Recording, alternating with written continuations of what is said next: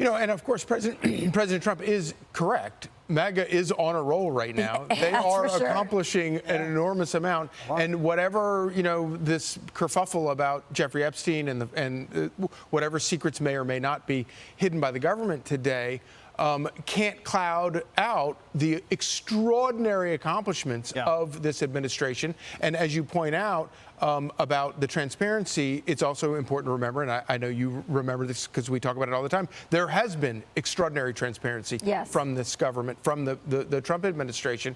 And you can point to things like the border, which I think is the single greatest accomplishment, kept promise of any candidate who has ever run for public office. It is extraordinary what Trump has done at the border, and that's what he ran his campaign on.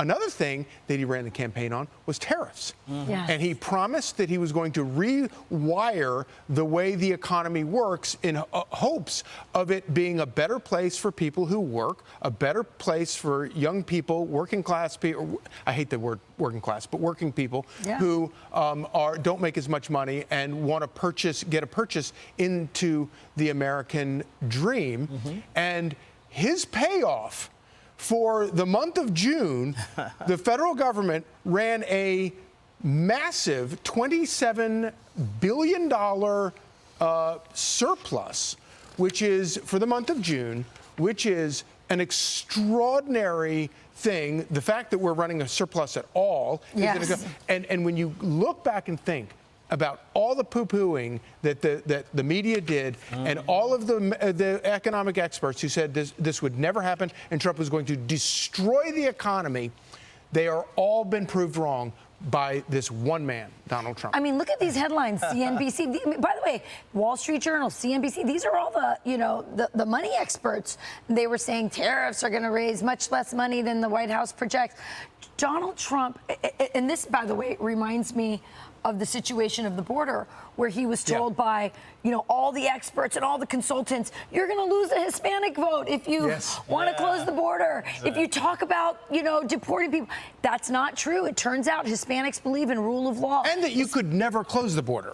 And that was the other thing. He said, yes, you can if you put your mind to it. He knew that because he kind of was already getting there. In 2020, we had, before he left office, we had the first time, we had the safest border we had ever seen. But now we're down to like zero, like nobody's crossing the border. But look at these headlines of all the naysayers saying that Donald Trump's idea of tariffs would destroy the economy, would not result in anything. That was then, and this is now, right? So on April 1, CNBC says tariffs will likely raise much less money than the White House projects, economists say. On Friday, CNBC, Treasury posts unexpected surplus in June as tariff receipts surge. Reuters on April 4th, Trump tariff now so fears of trade wars, recession, and a $2,300 iPhone. Thursday, last week, U.S. customs duties top $100 billion for the first time in a fiscal year. It's incredible. And again, they predicted, Kevin, trade wars that we would be, the pariah of the economic world, that nobody would want to work with us, that we'd lose. It's not true. Not true. And not only not true, it goes back to what Scott Bessent, I think, told you. I was watching one of the shows, and he said, I don't follow what the media and the so-called experts say. I follow the trends in the market. He knew what he was doing. He has proven it over and over and over. And you know what? Howard Lutnick and the president's brain trust really has collectively decided we are going to do things differently. It worked back, as you said, from 2016 to 2020, save for the COVID pandemic, which, of course, is a black swan event. They were certainly moving things in the right direction. And they, again, believe that if you follow this track, now, if we can only somehow get the if we can get the Fed to get on board with this and lower rates, and maybe they have to move off of Powell, but that's a separate story. But the fact is, if you look what they've done so far, and we're only, as you mentioned, 6 months in, imagine what we'll be like, say, 6 months from now. And I'll put this out there.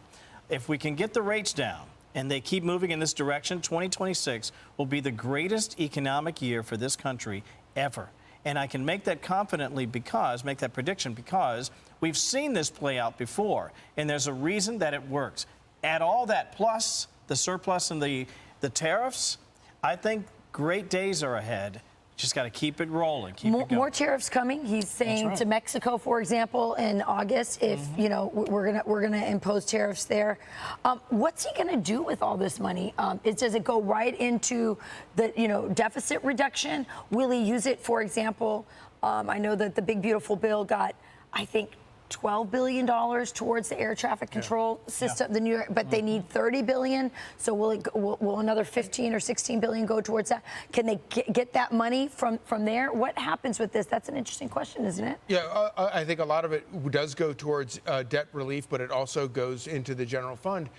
And the thing that I think is so important to remember is that for decades, conservatives have pined for a consumption type tax.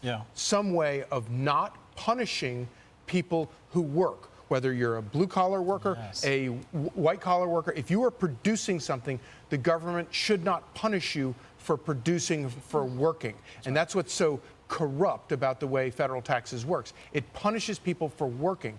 And Donald Trump, through innovative thinking, is the only person to come along, no help from anyone else, and say, you know what, we're going to try to do it this way. And by raising money through tariffs, it becomes a consumption tax as opposed to a tax that punishes people for working. Donald Trump loves people who work, and he wants people who work to be rewarded, and God bless him for it. And that goes back to the border again, which is why 100%. It's so important. You close the border, you limit the amount of people that come in seeking low-skilled jobs, and suddenly that labor shortage means the wages for the working class rise. Again, this is Donald Trump. Donald Trump sticking up for the working class and sticking up for those who are working the hardest in our country. And again, this is about putting a businessman in the White House. And so is it any surprise that we have these results? I'm Steve Ducey. I'm Brian Kilmeade. And I'm Ainsley Earhart. And click here to subscribe to the Fox News YouTube page to catch our hottest interviews and most compelling analysis.